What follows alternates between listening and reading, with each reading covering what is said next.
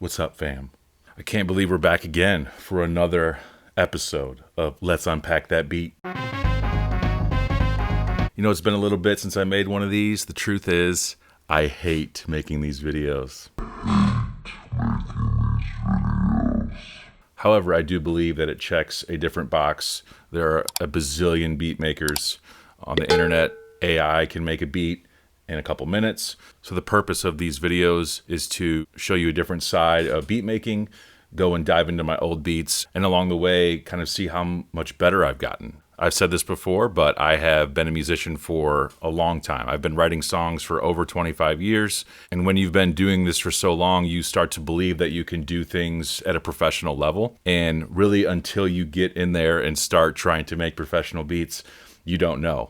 It's kind of like watching a field goal kicker and being like, I could have made that field goal. But then once you get in there, you absolutely flop. So this is beat 6. This is called Wildwood.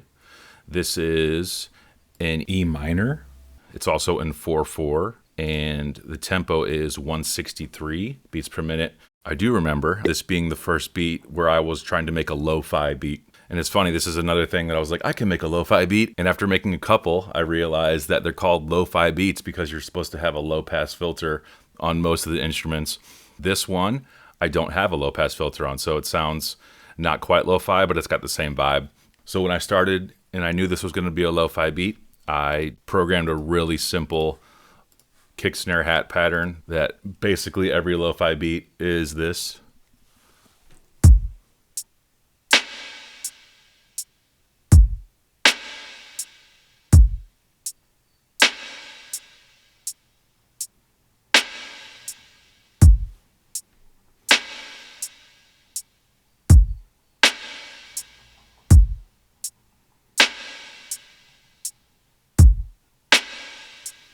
So you get the idea. Very straightforward and simple. Since anybody can program a lo-fi beat, and I was thinking, what do I want the main instrument to be? I just figured a really relaxed guitar just playing chords would be neat. So this is the guitar. A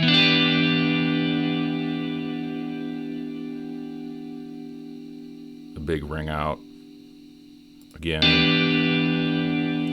And so when it starts to actually play the chord progression, it's this.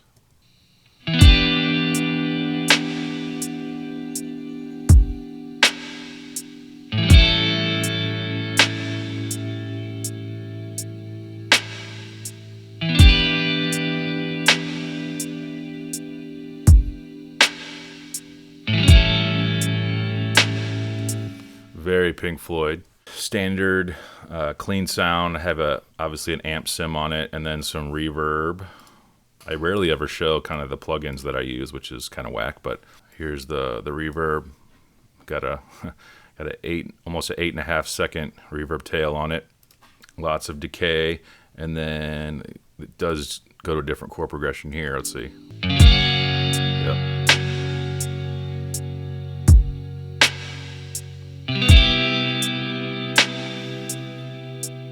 Starts over. Cool. And then the bass. This was a real bass.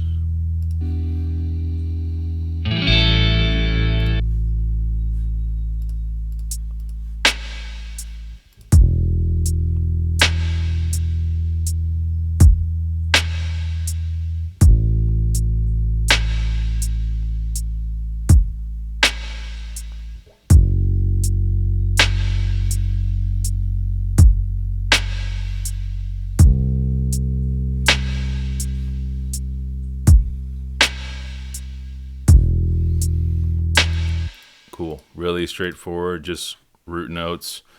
With this project, I really am leaning into simple is better, less is more, not to crowd things, not to crowd the mix, and not to crowd the song with a bunch of notes. There's only like 2 bass fills in the whole song.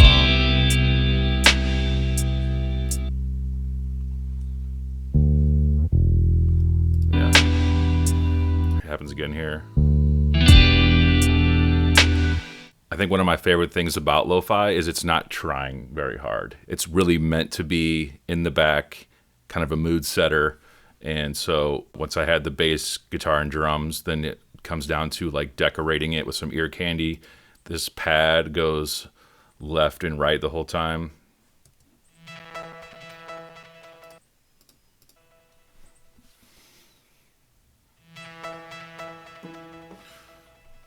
It's just an E the whole time. There's like a hypnotizing piece to that. A lot of lo-fi is like a hypnotizing feel, but this is kind of the same thing. It's just meant to be repetitive and meant to just let you start thinking about other things while this plays in the background. There also is another pad that comes in twice, and it's just for more layering and ear candy, and here it is.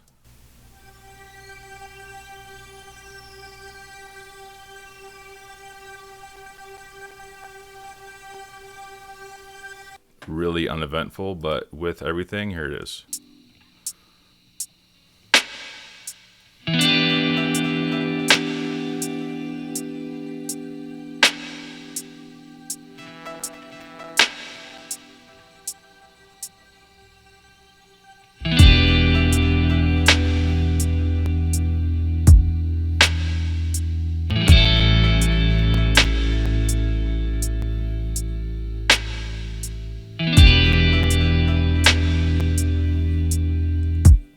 And even when the progression turns around here before it repeats, it's like a F sharp major and then a C major 7. I'm still hitting that E in there on the pad. So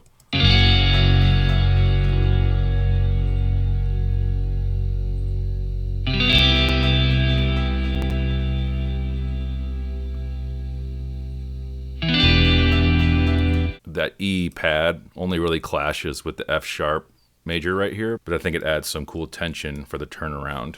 Really only a couple other layers here, so I did add another synth here. It's kind of like a supporting lead. I mean, this is very much in the vein of Pink Floyd, so I just kind of started driving down that direction, and this is the synth line.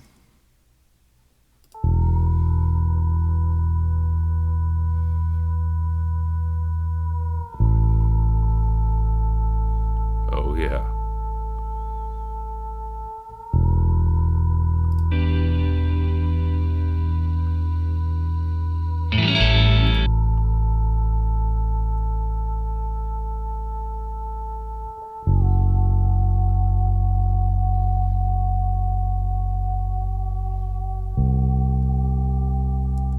I love pitch bends like that.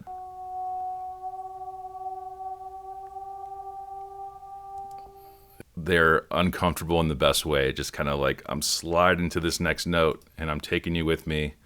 And I think it just adds a bunch of tension and then releases it. It sounds awesome. And then the main lead is this little flute here.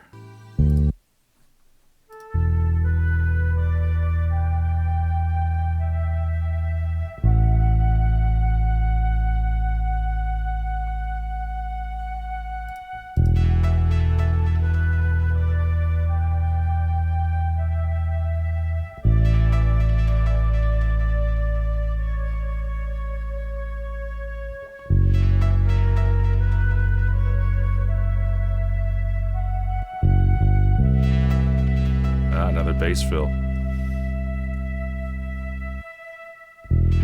Cool. I think that's really relaxing. It suits the chord progression really well, in my opinion.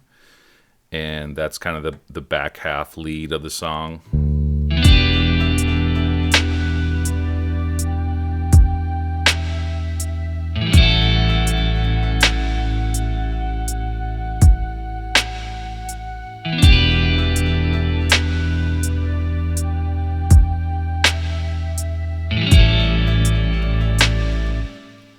And then it's like there's another guitar that I didn't use. What is this?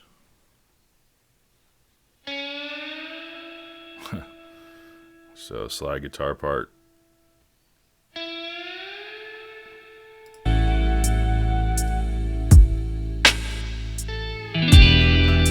Cool. Didn't use it, but it probably could have worked. And then a real ride cymbal. I do remember recording just a little extra percussion here with this.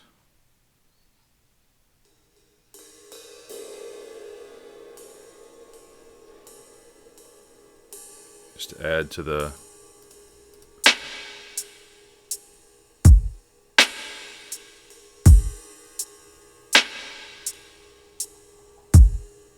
nothing beats real cymbals, y'all. So this is everything together.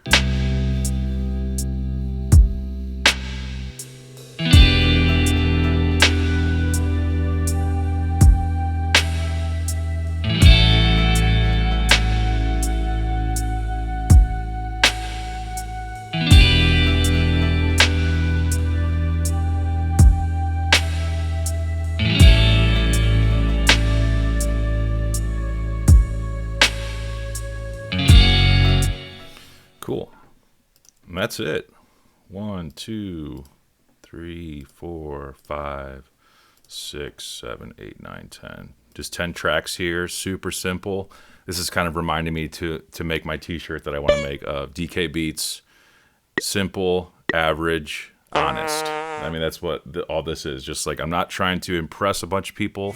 I am honestly creating this art for people to enjoy, but I'm not trying to overcomplicate it. I just want it to be digestible background music. I want to make the best background music for families to listen to, for you to listen to while you're working, while you're reading, running, whatever.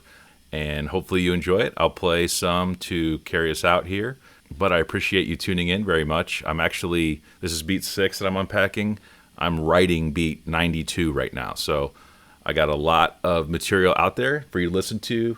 Go check it out. Let me know what you think in the comments, and see you next time, folks.